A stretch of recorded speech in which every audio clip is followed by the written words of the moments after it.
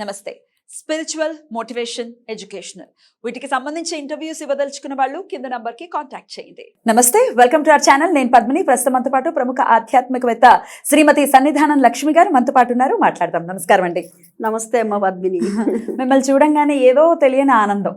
అందరితో ఇలా అంటావని అనకండి. మీరు నాకు అత్యంత ఆప్తులు. ఎందుకంటే సంతోషం. ఎందుకంటే ఇన్నాళ్ళ మట్టి ప్రయాణం జరుగుతూ ఉంది. ఏనాడు మీరు ఒకరు మంచి కోరుతూ వస్తూ ఉంటారు. మిమ్మల్ని మీతో మాట్లాడుతూ ఉంటాను కూడా. సో అందుకే నేను అంటున్నాను, మీరు అత్యంత ఆప్తులు నాకు. చాలా చాలా సంతోషం. నిజంగా చెప్తున్నాను, బాటమ్ ఆఫ్ మై హార్ట్ నుంచి వస్తున్నాయి. ఎప్పుడు అదే మాట అంటారు మీరు నాతో, ఫోన్ లో కూడా మీరు అదే మాట అంటారు. Thank you so much. మీకు ఇబ్బంది ఉన్నప్పటికీ రండమ్మ. ప్రేక్షకులకి కొన్ని ధర్మ సందేహాలు ఉన్నాయి, అవి ఖచ్చితంగా ఆచరించే వాళ్ళు చెప్తే గనక వాళ్ళు కూడా ఆచరించుకుని ధర్మో రక్షతి రక్షిత అంటారు కదా, ఖచ్చితంగా ధర్మ మార్గంలో అందరూ వెళ్ళాలన్న ఉద్దేశంతో మిమ్మల్ని రిక్వెస్ట్ చేయడం జరుగుతుంది. మీరు వస్తూ ఉన్నారు, అందుకు కృతజ్ఞతలమ్మా. సంతోషం. ఎలా ఉంది మీ ఆరోగ్యం? పర్వాలేదమ్మా, బాగుందా? రైట్ అమ్మా. ఇక టాపిక్ లోకి వస్తే, ఫర్టిలిటీ సెంటర్స్ ని చూడటం నిజంగా దౌర్భాగ్యం, చాలా చాలా బాధాకరం. ఫర్టిలిటీ సెంటర్స్ ని చూస్తున్నాం ఎన్నో. అయితే అది లైఫ్ స్టైల్ చేంజెస్ అవ్వచ్చు, ఈ పొల్యూటెడ్ ఏరియాస్లో ఉండటం అవ్వచ్చు, లేకపోతే మన తిండి, అన్ని కారణాలు అవుతున్నాయి. అండ్ మేజర్ భూతం స్ట్రెస్ అనే భూతం వచ్చిన తర్వాత అసలు పిల్లలు పుట్టకపోవటం అనేది ఇంకంతకన్నా బాధాకరమైన విషయం. ఒక స్త్రీకి, పురుషుడికి అయినప్పటికీ స్త్రీకి ఇంకా ఎక్కువ. తల్లి అవ్వాలని ఏ స్త్రీకి అనుకోరు, ఖచ్చితంగా అనుకుంటారు ప్రతి ఒక్కరు కూడా.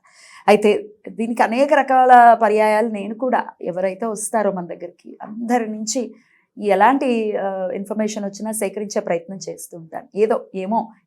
ఎవరు చెప్పింది ఎవరికి వినియోగించుకుంటారో, ఏ పుట్టలో ఏ పాముందో, 100% ఏ పుట్టలో ఏ పాముందో తెలియదు అన్న చందాన. మరి మీరు కూడా చెప్పండి, పిల్లలు పుట్టడం కోసం ఏం చేయొచ్చు, ఏం చేస్తే పిల్లలు కలుగుతారు? చెప్తానమ్మా. శ్రీ మహాగణాధిపతే నమః, శ్రీ గురుభ్యో నమః. రెడ్ టీవీ వీక్షకులందరికీ నమస్కారం. ముఖ్యంగా ముందుగా రెడ్ టీవీ వీక్షకులకు నమస్కారంతో పాటు ఆదరిస్తున్నటువంటి, అభిమానిస్తున్నటువంటి ప్రతి ఒక్కరికి కూడాను మనస్ఫూర్తిగా టీం అందరి తరపున కూడా అనేక నమస్సులు. ముఖ్యంగా మా పద్మిని ద్వారా ఇంతింతై వటుడింతే అన్నట్టుగా నేను మొట్టమొదటి రోజున అమ్మాయికి చెప్పాను. నేను అమ్మాయి మా ఇంటి ఆడపడుచు, అమ్మాయికి నేను ఎప్పుడు అదే చెప్తూ ఉంటాను. ఆ రోజున నేనేది చెప్పానో అదే జరుగుతోంది, జరగాలి. మీ అందరి ఆశీస్సులు 100% ఈ విధంగానే ఉండాలని మనస్ఫూర్తిగా కోరుకుంటూ, అతి తక్కువ సమయంలో 2 లక్షలు దాటడం అంటే సామాన్యమైనటువంటి విషయం కాదు. చాలా చాలా ధన్యవాదాలు. ఒకటి, ఇంకొక రెండవది ఏంటంటే, మీ మీద ఇంకొక బాధ్యతను పెట్టదలుచుకున్నాను నేను. ఏమిటి అంటే, మీరు ఇప్పుడు ఒక కార్యక్రమం ఉందనుకోండి, 2 లక్షల సబ్స్క్రైబర్స్ ఉంటే వ్యూస్ 6 లక్షలు వెళ్తున్నాయి. అంటే కొంతమంది సబ్స్క్రైబ్ చేసుకోవట్లా. దయచేసి సబ్స్క్రైబ్ చేసుకోండి అని మేము విన్నపించుకుంటున్నాము. Such a sweet person. ఎవరికైనా చెప్పాలి ఇది చెప్పండి అని. థ్యాంక్ యూ అమ్మా, థ్యాంక్ యూ. మీరు చెప్పినట్టుగా ఫెర్టిలిటీ సెంటర్స్కి ఇప్పుడు మనకి జీవితంలో ముఖ్యమైనటువంటి ఘట్టాల్లో పిల్లలు అనేటటువంటిది, ఎందుకంటే తరాలు పెరుగుతూ ఉండాలి. మరి వంశపారంపర్యంగా కొన్ని జరిగేటటువంటివి ఉంటాయి. ముందు వంశాభివృద్ధి జరిగితే ముందు తరాల వాళ్ళకి మనం అందించవలసినవి చాలా ఉంటాయి. అదే కాదండి, మనకి శ్రీ సూక్తం ఏం చెప్తుంది? ధనం అగ్నిం ధనం వాయు అని, పశువులు పుత్రులు అన్నీ కూడా లక్ష్మినే అని చెప్తోంది కదా. సంతాన లక్ష్మి కదా. మరి అష్టలక్ష్మిలో కూడా ఉంది కదా సంతాన లక్ష్మి. కాబట్టి అటువంటి సంతానం కలగటానికి ఇవాళ నేను ఒక విషయాన్ని మీ ముందు ఉంచదలుచుకున్నా తల్లి. మాది గుంటూరు ఆరగ్రహారం శివాలయము, కోనేరు దగ్గర పాత శివాలయం. అంటే సుమారు 400 సంవత్సరాల చరిత్ర కలిగిన శివాలయము. అక్కడ ప్రతి సంవత్సరము కూడాను వైశాఖ శుద్ధ సప్తమి రోజున గరుడ ముద్ద అనేటటువంటిది ఇవ్వటం జరుగుతుంది. అది ఎప్పుడు ఇస్తారు, ఏ సమయంలో ఇస్తారు, ఎలా ఇస్తారు, అది కొంచెం ముందు చెప్తాను. దానికి ముందుగా స్థల పురాణాన్ని చెప్తాను నేను తప్పకుండా. ఎందుకని అంటే, ఒక దేవాలయం, పురాతనమైన దేవాలయం ఉందండి అంటే ఎట్లా పడితే అట్లా ఆషామాషిగా రాదండి ఆ దేవాలయం. అందుకని నేను ఇప్పుడు చెప్పడం జరుగుతుంది. 1762 సంవత్సరంలో మా నాన్నగారు ముత్తాత గారు అయినటువంటి వారు పన్నాల పరదేశి సోమయాజులు గారు, వారు అంటే మా పుట్టింటి వారి పేరు పన్నాల వారు, అంటే వేదం చదువుకున్నారు. పన్నాలు అంటే వేదంలో మనకి పన్నాలు ఉంటాయి కదా, పన్నాలు ఉంటాయి కదా, ఆ పన్నాలు కాస్త కాలక్రమేణా పన్నాల అయిందనమాట.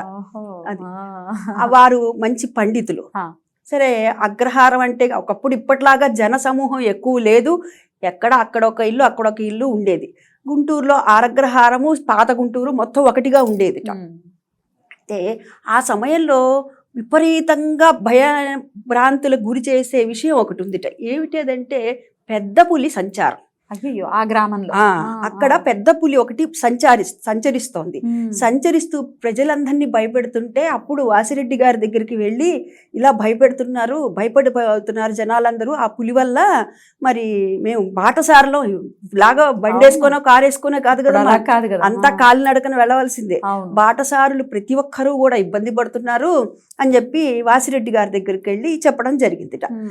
వెళ్తే వారు సరే వారు ప్రయత్నం వారు చేశారు, అంటే తుపాకులను తీసుకొచ్చి అలా దాన్ని బంధించే యత్నం చేశారు, కానీ ఫలితం లేకపోయింది.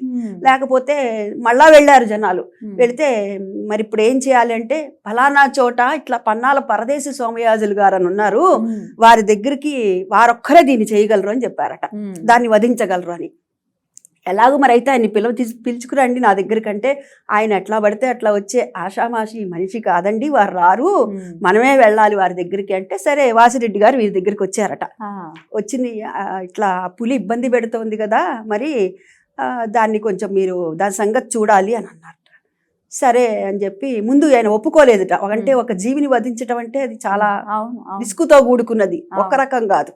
అదే విధంగా కూడా చెప్తా మీకు ముందు. తప్పకుండా అంతటి దీన్ని నేను చేయను అన్నట్ట. కానీ ప్రజలందరి కోసమని తప్పకుండా మళ్ళీ ఆయన కొంత చెప్పడం జరిగిందంటే, సరే ఈయన కూడా ఒప్పుకున్నారట. వీరు ఒప్పుకున్నా కొంతకాలం జరిగిన తర్వాత వాసిరెడ్డి గారు వచ్చారట, వీరు కూడా వెళ్ళారట. సరే, వీరికి దగ్గర ఒక విద్య ఉంది. ఆ విద్య ఏమంటే గరిడ విద్య అంటారు. గరిడ విద్య అంటే ఏం చేస్తారంటే, ఇక్కడ ఒక వృత్తలాకారంలో ఒక బొమ్మ ముగ్గు వేస్తారు. ఆ ముగ్గు వేసి ఆ ముగ్గుకి ద్వారం పెడతారమ్మా. ద్వారం పెట్టేస్తే యువతలు ఇంకొక బొమ్మ వేస్తారు. అంటే ఇక్కడ ఖాళీగా ఉంచుతారు రౌండ్ వేసి ఓపెన్ నుంచి. ఇక్కడ ఏం చేస్తారు, ఈ పులిబొమ్మ వేస్తారు, పులిబొమ్మ ముగ్గు వేస్తారు. దాన్ని గరిడ విద్య అంటారు. సరే, ఆయన మంత్రశక్తి ఉంది, చూసి దాన్ని తీసుకొచ్చి అక్కడ కూర్చోబెట్టారు. కూర్చోబెట్టి ఆయన చదివారు. ఆయనకి ఆ విద్య వచ్చు, చదివారు. మొహం మీద ఏమనుందంటే, ఆయన పూర్వజన్మలో ఒక బ్రాహ్మడు, శాపవశాత్తుగా ఈ విధంగా వ్యాఘ్ర రూపం ధరించవలసి వచ్చింది. అందుకని సరే అని చెప్పి దాన్ని వదిలేశారు. మళ్ళా బంధించారు, మళ్ళా తీసేశారు, వదిలేసేశారు. వదిలేస్తే ఆయన ఇదేంటండి తీసుకొచ్చారు మళ్ళీ వదిలేశారు ఎందుకని అడిగారట వాసిరెడ్డి గారు. అడిగితే, నేను మళ్ళీ కొంత సమయం ఉన్నది, అది ఏం చేయాలి ఎట్లా చేయాలన్నది నేను చూస్తానని చెప్పాడు. సరే, మళ్ళీ కొంతకాలం జరిగిన తర్వాత మళ్ళా వచ్చి వాసిరెడ్డి గారు చెప్పడం జరిగింది. అప్పుడు మళ్ళీ అదే విధంగా ఆ రౌండ్గా అది వేయటము, దానికి ఒక ద్వారం ఏర్పాటు చేయటం, ఆ ద్వారం గుండా అది వెళ్ళిపోయి అక్కడ కూర్చోవటం చేయటం జరిగింది. యువతలేమో పులిబొమ్మ ఉంది కదా, ఆ పులిబొమ్మను వేశారు. పులిబొమ్మను వేసి నాకు చెప్తుంటే కూడా ఒళ్ళు గగురు పొడుస్తుంది తల్లి. ఆ పులిబొమ్మట ఒక్కొక్క మంత్రం చెప్పటం, ఇక్కడ కాళ్ళు నొక్కితే కాళ్ళు ఇలా అయిపోతాయి దానికి. అయ్యో, ఆ మంత్రంతో చేతులు ఇలా అంటే ఇలా ఇలా అంతా అయిపోయిన తర్వాత చివరికి గొంతు దగ్గర అన్నమాట. దాన్ని మా నాన్నగారు ఏదో చెప్తారండి, ప్రాణోత్కరణం అని అంటారు అని చెప్తారు. అది అలా ఇలా నొక్కేసారట, అది వాలిపోయింది. వాలిపోయింది. సరే, ఇట్లా వాలిపోయింది, దాని పని అయిపోయింది అని చెప్పి వాసిరెడ్డి గారికి తెలిస్తే సరే ఆయన వచ్చి అందులో ఉన్నటువంటి ఆ పులిగోర్లు నాకు ఏంటని అడిగారట. అడిగితే, పులి గోరు కాదు, దాని మీద ఉన్నటువంటి వెంట్రుక కూడా నేను ఇవ్వను అని చెప్పి నిక్కచ్చిగా చెప్పేశారట. ఈయన మీరేం చేసుకుంటారంటే, నేను దానికి చేయవలసినటువంటి పని ఉన్నది అని చెప్పారట. సరే, ఆయన వెళ్ళిపోయారట. మీకు ఇప్పుడు ఇంతటి చేశారు, మీకు ఏం కావాలో కోరుకోండి అని అడిగారట. అడిగితే, ఇప్పుడు కాదు, నేను అడుగుతాను, నేనే వస్తా మీ దగ్గరికి, అప్పుడు ఇప్పుడు నాకేం వద్దని మీరు వెళ్ళిపోండి అని చెప్పారట. వెళ్ళిపోయారట. వెళ్ళిపోయిన తర్వాత ఎక్కడైతే పులిని వధించారో అక్కడ ఆయన దానికి దహన సంస్కారాలు చేసి 12 రోజుల పాటు ఆశోచం పాటించి సంవత్సరిక దానికంతా కూడా సంవత్సర విమోకాలు అయ్యే వరకు కూడా కార్యక్రమాలు చేసి అప్పుడు ఆయన వాసిరెడ్డి గారికి సంవత్సరం అయిన తర్వాత వెళ్ళారట. సంవత్సరం అయ్యాక అయిన తర్వాత సంవత్సరికం దానికి చేయవలసినదంతా చేసి వెళ్ళారట. వెళితే మీకు చాలాసార్లు కబురు పెట్టాను, మీరు రాలేదండి, మరి మీకు ఏదైనా ఇద్దామని నాకు అని అంటే, నేను ఇప్పుడు అడుగుతున్నాను, ఆ స్థలం ఇవ్వమని అడిగారట. ఎక్కడైతే నేను ఆ పులిని వధించానో ఆ స్థలం ఇవ్వమన్నారు. అంటే ఆ స్థలం నువ్వేం చేసుకుంటావయ్యా, ఇప్పటికే ఒక దాని వల్ల ఇబ్బంది పడ్డావు, మరలా ఇంకో పులి రాదని నీకు గ్యారంటీ ఏమిటి, కాబట్టి అక్కడొద్దు ఇంకేదైనా కావాలంటే అడుగు అని చెప్పారట. మాన్యాలు కావాలా, అడుగు, ఏం కావాలంటే అది అడుగంటే నాకు వద్దు, నాకు అదే కావాలన్నారట. ఆ విధంగా ఆ స్థలాన్ని తీసుకున్నారట. తీసుకొని 7 సప్తయాగాలు చేసి, ఎక్కడైతే పులిని వధించారో అక్కడ సప్తయాగాలు చేసి క్షీరతర్పణం చేశారు. చేసి అక్కడ శివలింగాన్ని ప్రతిష్ఠించారు. 1762లో పన్నాల పరదేశి సోమయాజులు గారు. అటువంటి వంశంలో పుట్టినందుకు నా జన్మ ధన్యం. అంతే అమ్మా, మీతో సాన్నిధ్యం మా జన్మ ధన్యం అమ్మా, నిజంగా. అంతే, మనకి ఇంక అంతకంటే ఏం కావాలమ్మా. అద్భుతం. అట్లా 1762లో వారు అక్కడ 7 సార్లు సప్త యాగాలు చేసి క్షీరతర్పణం చేసి శివలింగ ప్రతిష్ఠ చేశారు. ఆ గుడే ఇప్పుడు అనమాట. మా నాన్నగారు 12వ తరం వంశపారంపర్య ధర్మకర్తలు అనమాట. 1955 సంవత్సరం వరకు కూడాను ధర్మకర్తల వంశపారంపర్య ధర్మకర్తలం కదా, ఆ ధర్మకర్తల దాంట్లోనే జరుగుతూ ఉండేవి దేవాలయం. తర్వాత ఎండోన్మెంట్స్ తీసుకోవడం జరిగింది. దానికి ఈమె దగ్గర పొలం కూడా ఇచ్చారు మా వాళ్ళు. 28 ఎకరాలు 29 ఎకరాలు మాగాణి. ఈ రోజు కూడా దానికి హైవేజ్ వస్తుంది, అది ఇవ్వటం జరిగింది. ఆ శివుడికి నిత్యం కూడా మా ఇంటి దగ్గరే జరుగుతుంది. ఇప్పుడు నేను అసలు విషయంలోకి వస్తాను.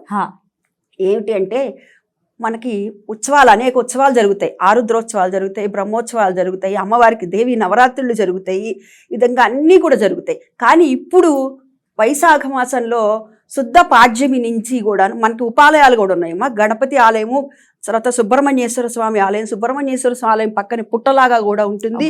తర్వాత నవగ్రహాలు ఉంటాయి, నటరాజస్వామి ఉంటాడు, హనుమంతుడు ఉంటాడు, తర్వాతనేమో రామచంద్రమూర్తి ఉంటాడు. అయోధ్య నుంచి తెచ్చినటువంటి రామచంద్రమూర్తి ఉంటాడు, కాలినడకని తెచ్చారట ఆ రామచంద్రమూర్తుల్ని. ఆ రామచంద్రమూర్తి ఉంటాడు. భద్రకాళి సమేత వీరభద్ర స్వామి ఉంటారు. శ్రీ గంగా భ్రమరాంబ సమేత మల్లేశ్వర స్వామి అనమాట. అమ్మవారు భ్రమరాంబాదేవి, హనుమంతుడు, శంకరాచార్యుల వారు మనకి గురువు కదా. మరి ఆయన లేకపోతే ఎలా అంటున్నా నేను. ఇప్పుడు సౌండ్ థెరపీ అనేది కొత్తగా వచ్చింది కాదు, అది ఎప్పటి నుంచో ఉంది. ఎగ్జాక్ట్లీ. ఇప్పుడు అది వినటం వల్ల ఏంటంటే, ఏవైనా సరే మనకి గర్భదోషాలు ఉంటే గనక ఆ గర్భదోషాలన్నీ కూడాను నివృత్తి అయ్యి చక్కటి సంతానం కలుగుతుంది. ఆ ముద్ద తీసుకున్న తర్వాత చేయి కడుక్కోకూడదు, ఆ పొత్తి కడుపుకు రాసుకోవాలని చెప్తారు. తర్వాత లోపల అమ్మవారి పాదాల దగ్గరికి వెళ్ళి దండం పెట్టుకోండి. ఖచ్చితంగా చెప్తున్నాను నేను, దండం పెట్టుకోండి. మీకు సంతానం కలిగిన తర్వాత ఆ పిల్లల్ని తీసుకొచ్చి మీ ఎత్తుకొని పసుంకం ఇచ్చుకుంటానమ్మా అని అమ్మవారికి నమస్కారం చేసుకోండి. మరుసటి సంవత్సరం కల్లా చక్కగా 12 బిడ్డలు ఎత్తుకొని వస్తారు. నేను చెన్నై నుంచి, ఢిల్లీ నుంచి, బెంగళూరు నుంచి, లాస్ట్ ఇయర్ కూడా బెంగళూరు నుంచి ఒకళ్ళు వచ్చారు. వాళ్ళకి అది మన అబ్బాయి పుట్టారు, నాన్నగారు నాకు ఫోన్ చేసి చెప్తున్నారు. అట్లా ప్రతి వాళ్ళకి కూడా కలుగుతుందండి. అయితే ఈ సంవత్సరం వైశాఖ శుద్ధ షష్ఠి సప్తమి రోజు కదా, సప్తమి 27వ తారీఖు, ఏప్రిల్ 27వ తారీఖు గుంటూరులో ఉంది ఈ గుడి. కాబట్టి అసలు ఎక్కడెక్కడి నుంచో వస్తున్నారు అని అంటున్నారు. ఖచ్చితంగా రండి, వచ్చి తీసుకోండి, ముద్ద తీసుకోవటం. అద్భుతం, ఒళ్ళు గగ్గుర్లు పొడుస్తుంది. మీరు ఏదో చెప్పబోయారు. అదేనమ్మా, రాత్రిపూట అది తీసుకోవటమే. 27వ తారీఖున ఆ ముద్ద తీసుకున్న తర్వాత మనం ఆహారం తీసుకోవాలి ఖచ్చితంగా. అప్పటి వరకు తీసుకోకుండా ఉండకూడదు, ఆ తర్వాత ఖచ్చితంగా తీసుకోవాలని చెప్తారు. ఏదైనా సరే, అంటే ఇంటికి లోకల్లో ఎవరైనా ఉన్నారనుకోండి, లోకల్ అయితే వెళ్ళిపోయి తినేస్తారు.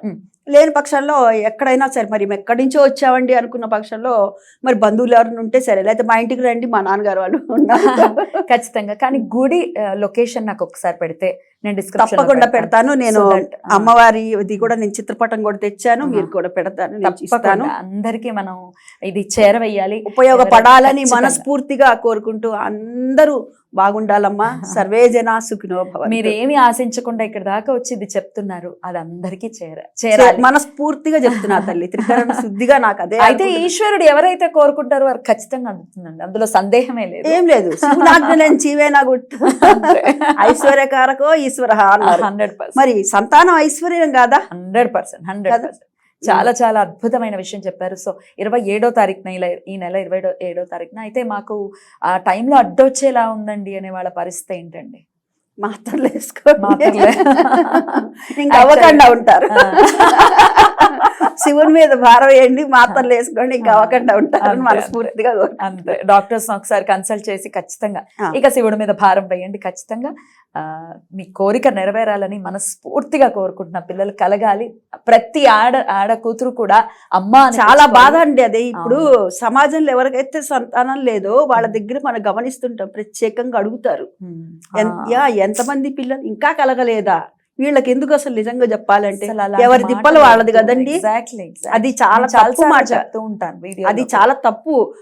ఆత్మవంచన పరనింద పంచమహాపాతకాల్లో ఒకటి మా నాయనమ్మ గారు చెప్పేవారండి. నిజంగా పెద్దవాళ్ళు ఊరికే చెప్పరు. అదే అందుకని ఎవరైనా ఇంకా పిల్లల్ని కనలేదంటే దయచేసి అడగద్దు. వాళ్ళు ఒకవేళ గుడ్ న్యూస్ ఉంటే వాళ్ళే చెప్తారు కదా, ఆనందం చెప్తారు కదా, సో మనతో పంచుకుంటారు. చెప్పకపోతే కూడా ఆగేది కాదు, కనపడుతుంది కూడా. సో వదిలేయండి, ఇది వరకు రోజుల్లాగా ఉండద్దు. దయచేసి ఎవరిని హింసించద్దు, మాటలతో అస్సలు హింసించద్దు. థ్యాంక్ యూ సో మచ్ అండి, చాలా చాలా చక్కటి విషయాన్ని తెలియజేశారు. నమస్కారం అండి.